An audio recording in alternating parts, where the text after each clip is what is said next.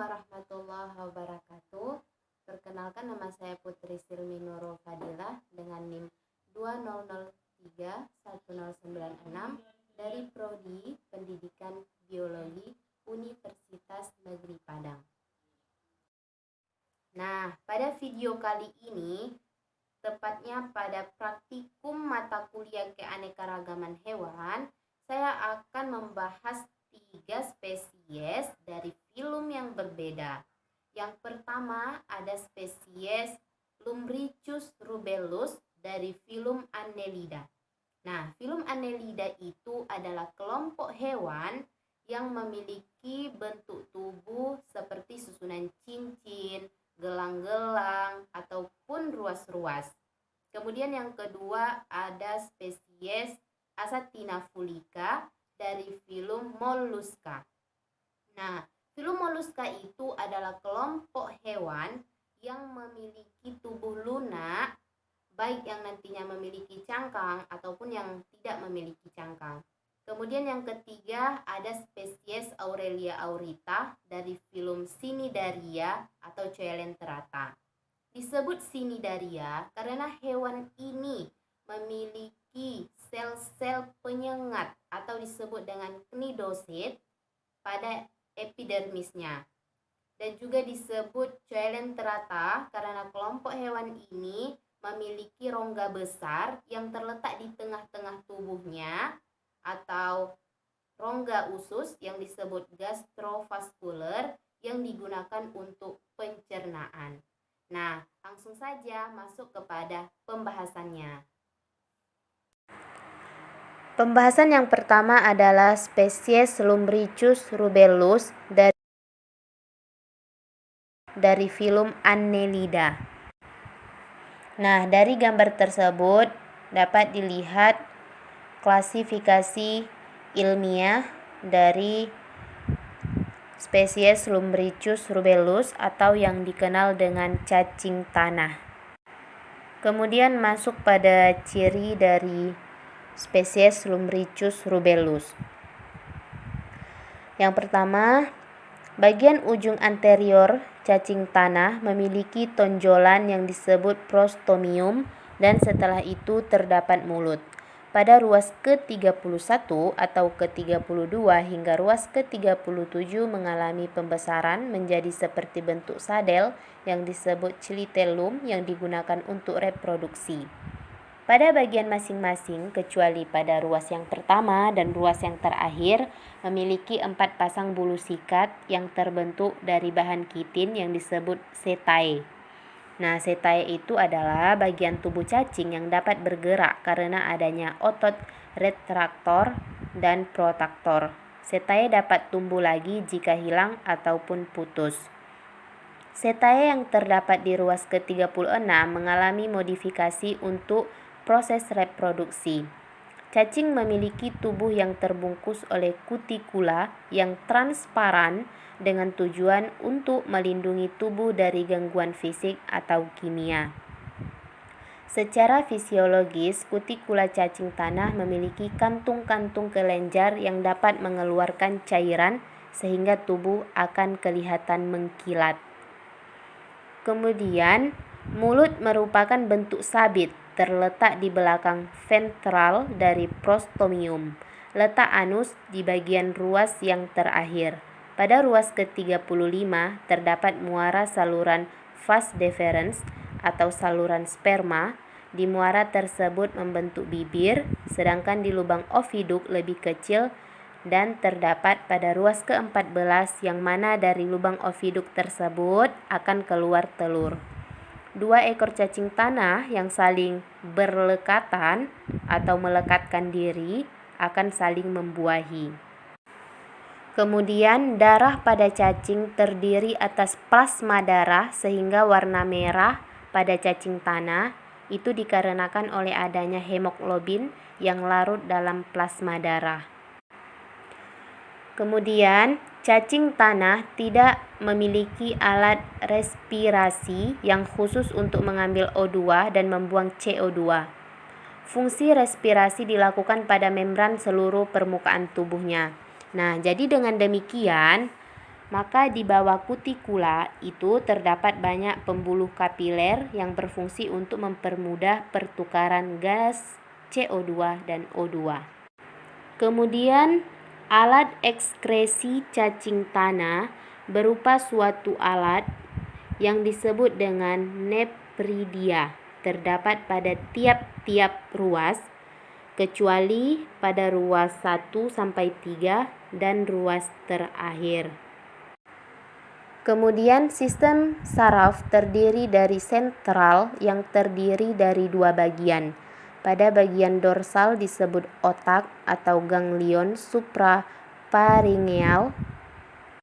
Ganglion tersebut dihubungkan oleh sepasang alat penghubung dengan sepasang ganglion subperingeal yang posisinya terletak di bawah pharynx dan terdapat saraf afferens dan afferens. Di samping itu juga terdapat alat perasa yang peka terhadap sinar dan rangsangan lain. Selanjutnya, alat reproduksi terdiri atas jantan dan betina pada seekor cacing atau hermaprodit. Namun pembuahan sendiri tidak mungkin terjadi. Pembuahan yang terjadi selalu bersilang. Saat dua cacing melakukan kopulasi, dua cacing akan bersatu dengan membuat serbuk cocon yang berupa zat perekat yang dikeluarkan oleh kelenjar pada daerah clintellum. Kemudian adapun habitat dari cacing tanah adalah habitat hewan ini ada di dalam tanah. Cacing tanah merupakan organisme tanah yang melakukan fungsi ekologis dan dalam ekosistem tanah. Adapun manfaat dari cacing tanah sendiri, cacing tanah sangat berperan dalam kehidupan manusia, terutama untuk menyuburkan tanah.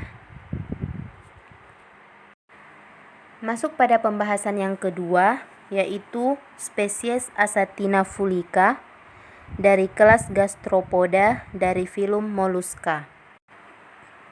Nah, dari gambar dapat kita lihat klasifikasi ilmiah dari spesies Asatina fulica atau yang kita kenal dengan sebutan bekicot. Kemudian adapun morfologi dan ciri dari spesies Asatina fulica yaitu struktur tubuh terdiri atas rumah atau cangkang bekicot yang simetris bilateral, kepala, dan dua pasang tentakel. Satu pasang tentakel yang lebih panjang memiliki mata pada ujungnya. Kemudian bekicot punya radula yang terletak di dalam mulut yang berfungsi untuk memakan daun. Kemudian secara umum berat badan bekicot berkisar antara 150 sampai 200 gram dan panjang tubuhnya mulai dari 90 sampai dengan 130 mm. Kemudian bekicot merupakan binatang yang masuk dalam kelompok hermaprodit atau memiliki organ reproduksi berubah satu. Artinya, kelamin jantan yang berupa sperma dan kelamin betina yang berupa ovarium terdapat sekaligus pada satu tubuh bekicot tersebut. Hal ini mengakibatkan bekicot tidak bisa dibedakan antara betina dan jantan. Nah, akan tetapi perlu kita ketahui, jika sperma yang dihasilkan seekor bekicot tidak bisa membuahi ovariumnya sendiri, oleh sebab itu binatang ini juga membutuhkan perkawinan dengan bekicot lain untuk berkembang biak agar terjadi pertukaran sperma dan sel telur pada kegiatan yang disebut sebagai tahap kopulasi. Kemudian, sistem pernapasan menggunakan paru-paru melalui lubang pada ruang mantel atau apertura pulminalis. Kemudian sistem pencernaan dimulai dari mulut, kemudian faring berotot, kemudian esofagus, kemudian tembolok tipis, kemudian lambung, kemudian usus halus berkelok-kelok, kemudian anus. Selanjutnya hewan ini punya kelenjar ludah di kiri kanan tembolok dan sebuah hati yang terhubung dengan lambung yang terletak di bagian atas rumah bekicot. Kemudian sistem ekskresinya sangat mengandalkan ginjal. Sebelum dikeluarkan, kotoran disaring terlebih dahulu oleh ginjal, kemudian dikeluarkan ke ruang mantel. Kemudian bekicot juga mempunyai paru-paru yang digunakan dalam sistem respirasi dan sirkulasi. Nah, paru-paru bekicot ini disebut dengan pulmonata, yaitu jaringan di luar dinding luar mantel tempat udara keluar dan masuk. Selanjutnya, habitat dan sebaran spesies Asatina fulica atau bekicot. Nah, walaupun bekicot berasal dari kawasan Afrika Timur, pada dasarnya bekicot adalah spesies yang mempunyai kemampuan beradaptasi yang sangat baik pada berbagai kondisi lingkungan. Hal ini bisa kita lihat dari persebaran bekicot yang sangat luas, bahkan nyaris semua negara di dunia terdapat binatang berlendir ini, termasuk di Indonesia sendiri. Kemudian bekicot itu menyukai lingkungan lembab dan tidak menyukai paparan sinar matahari langsung, sehingga wilayah yang paling optimal untuk hidup adalah kawasan tropis yang basah atau lembab. Suhu letal minimal yang disukai adalah sekitar 7,22 derajat Celcius dengan pH lingkungan antara 7 sampai 8. Nah, bekicot itu umumnya dapat kita jumpai di kawasan hutan yang memiliki kondisi lembab. Satwa ini biasanya menempel di tanah, bebatuan, batang pohon, ataupun dedaunan. Nah, selain kondisi lembab, beberapa area tersebut juga memudahkan bekicot untuk memperoleh makanannya. Selanjutnya adalah manfaat bekicot. Jadi, walaupun bekicot itu dikenal sebagai binatang hama yang mengandung parasit pembawa penyakit, bekicot juga memiliki banyak manfaat. Bagian tubuh bekicot yang mempunyai manfaat itu untuk manusia sendiri adalah lendirnya.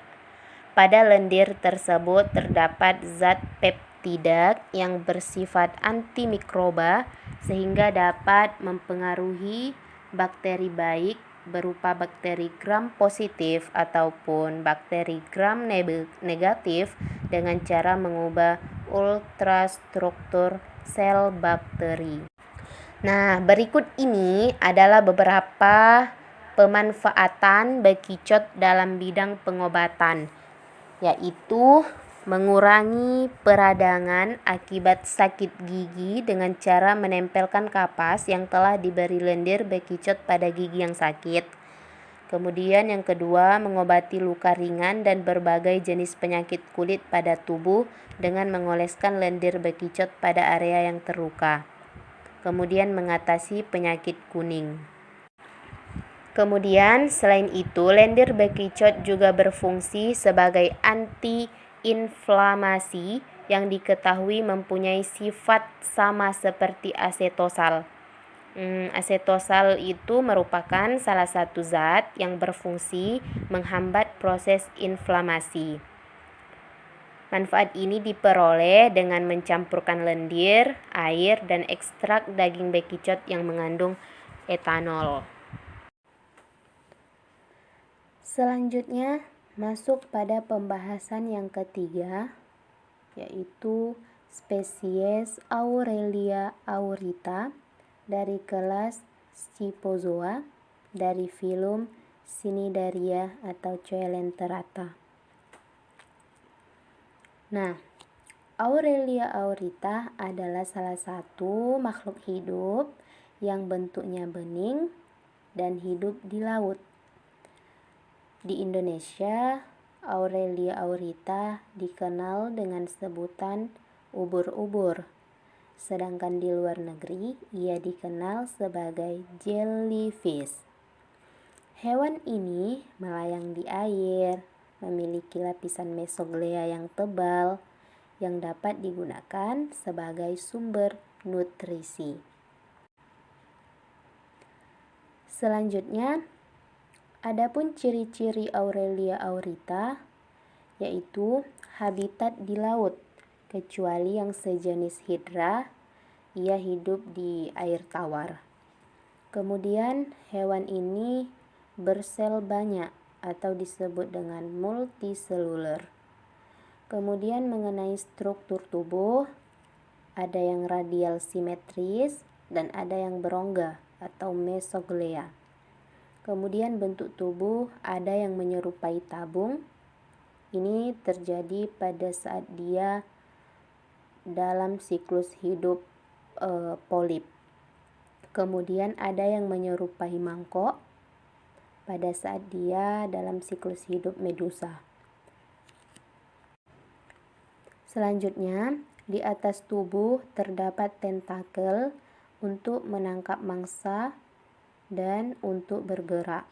Pada lapisan luar ektodermis tentakel terdapat sel racun atau cnidoblast atau sel penyengat atau nematosis.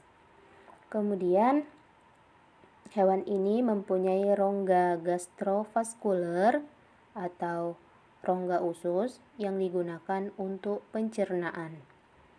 Kemudian sistem pernapasannya yaitu dengan cara difusi atau seluruh permukaan tubuh.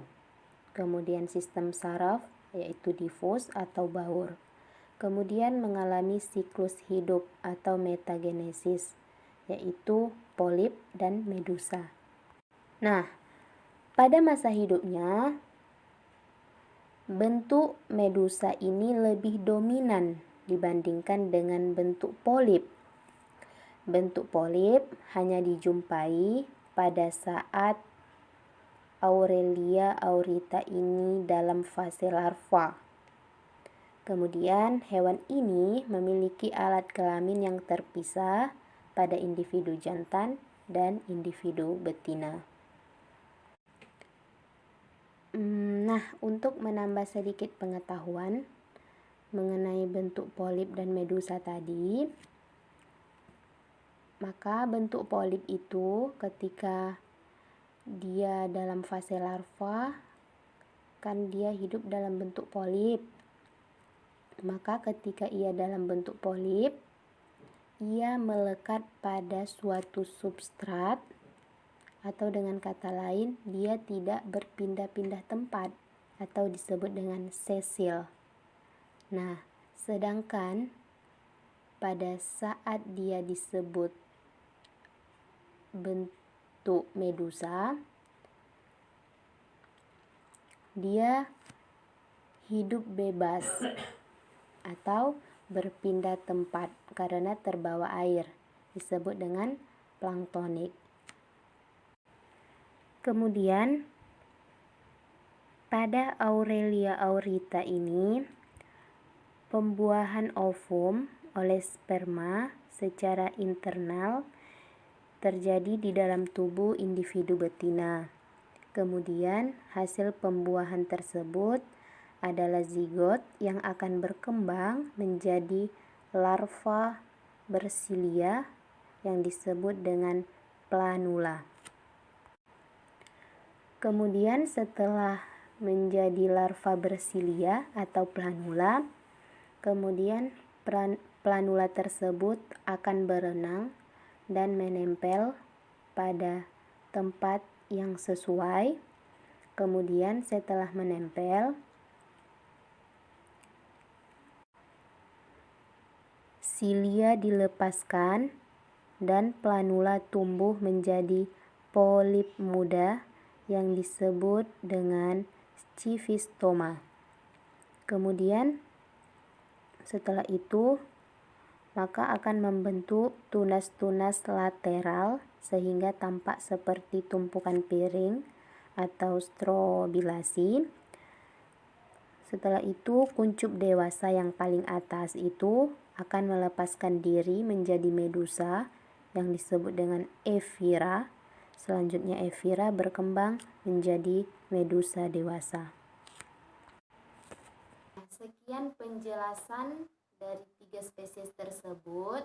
Semoga video ini bermanfaat. Terima kasih atas segala perhatiannya.